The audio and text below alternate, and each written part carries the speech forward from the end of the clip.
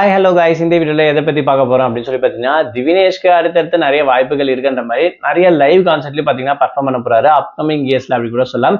So அதுக்கான பின்னணிகள் என்னன்றதாங்க இந்த வீடியோல பார்க்க போறோம். நம்ம சேனலை ஃபர்ஸ்ட் டைம் பார்க்குற பர்சனா நீங்க இருந்தீங்கன்னா மறக்காம நம்ம சேனலை சப்ஸ்கிரைப் பண்ணிக்கோங்க. அப்பதான் நான் அடுத்தடுத்து போடுற வீடியோக்கான நோட்டிபிகேஷன்ஸ் அண்ட் பாப்அப்ஸ் வந்து உங்களுக்கு கண்டினியூஸாக கிடைச்சிக்கிட்டே இருக்கும். அது மட்டும் இல்லாம இந்த வீடியோ பத்தி உங்களுக்கான கருத்துக்கள் ஏதாச்சும் தாராளமா நீங்க கமெண்ட் பாக்ஸ்லயும் மென்ஷன் பண்ணலாம். ஸோ ரீசெண்டா ஜி தமிழ்ல நடந்து முடிஞ்சிருக்கக்கூடிய சரிகமப்பா லிட்டில் சாம்பியன் சீசன் 4 உடைய டைட்டில் வின்னர் அப்படின்னு சொல்லலாம் திவினேஷ் அவர்கள். ஸோ இவங்களை பத்தி நிறைய பேருக்கு தெரிஞ்சிருக்க வாய்ப்பு இருக்கு இந்த ஷோ பார்த்த எல்லாருக்கும் அப்படின்னு சொல்லலாம். ஸோ இவரு கிட்டத்தட்ட கடந்த 1.5 வருஷமா வந்து பாத்தீங்கன்னா நிறைய ஷோஸ்ல கஜேஸ்ல டிவி ஷோல வந்து பாத்தீங்கன்னா இவங்களை வந்து நம்ம பார்த்துட்டு வந்துட்டு இருக்கோம். இவருக்குன்னு ஒரு செப்பரேட் ஃபேன் பேஸ் வந்து கிரியேட் பண்ணி வச்சிருக்காரு அப்படின்னு கூட சொல்லாங்க.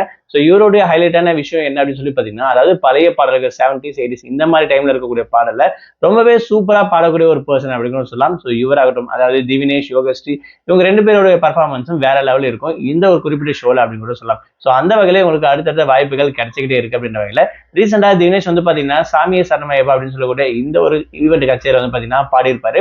அங்க இருக்கக்கூடிய ஈவெண்ட்ல இருக்கவங்க இவரை ரொம்பவே வெல்கம் பண்ணி சூப்பரா வந்து பாத்தீங்கன்னா பாட வச்சிருப்பாங்க. அது மட்டும் இல்லாம இவருக்கான ஒரு சில மரியாதைகளும் பண்ணியிருப்பாங்க அப்படின்னு சொல்லலாம். ஸோ அந்த அளவுக்கு பாத்தீங்கன்னா இவர் மேல ஒரு லவ் இருக்கு அப்படின்னு கூட சொல்லலாம். அதாவது அங்க இருக்கக்கூடிய ஆடியன்ஸுக்கும் இவர் செப்பரேட்டா கிரியேட் பண்ணி வச்சிருக்க ஃபேன் பேஸுக்கும் அப்படின்னு சொல்லலாம். ஸோ அந்த வகையில இவருக்கு அடுத்தது வந்து பாத்தீங்கன்னா, அதாவது ஜனவரி 10ஆம் தேதி 2026 மலேசியால ஜேபி அப்படின்னு சொல்லக்கூடிய, அதாவது ஜோஹூர் பரு அப்படின்னு சொல்லக்கூடிய இந்த ஒரு பிளேஸ்ல வந்து பாத்தீங்கன்னா இவருக்கு லைவ் கான்சர்ட் மறுபடியும் கிடைச்சிருக்குங்களா. ஸோ இவரும் பிளஸ் யோகஸ்ரீ வந்து பாத்தீங்கன்னா இன்னும் ஒரு சில பேர்லாம் பாத்தீங்கன்னா அந்த குழுவினரோட சேர்ந்து பார்த்தீங்கன்னா பாட்டு பாட போறாங்க.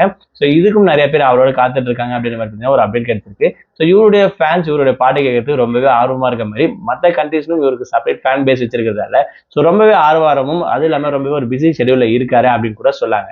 ஸோ திவினேஷோடைய லைஃப் ஆகட்டும், அவருடைய பர்ஃபார்மன்ஸும் ரொம்ப சூப்பராக போயிட்டு இருக்கு அப்படின்னு சொல்லலாம். ஸோ வரப்போற நாட்களில் இவர் என்னென்னலாம் பண்றாரு, என்னென்னலாம் பர்ஃபார்மன்ஸ் வச்சிருக்காரு அப்படின்ற விஷயத்த அடுத்த ஒரு வீடியோல நான் உங்களுக்கு அப்டேட் பண்றேன். மறக்காம உங்களுக்கான கமெண்ட் ஏதாச்சும் கமெண்ட் பாக்ஸ்ல மென்ஷன் பண்ணுங்க.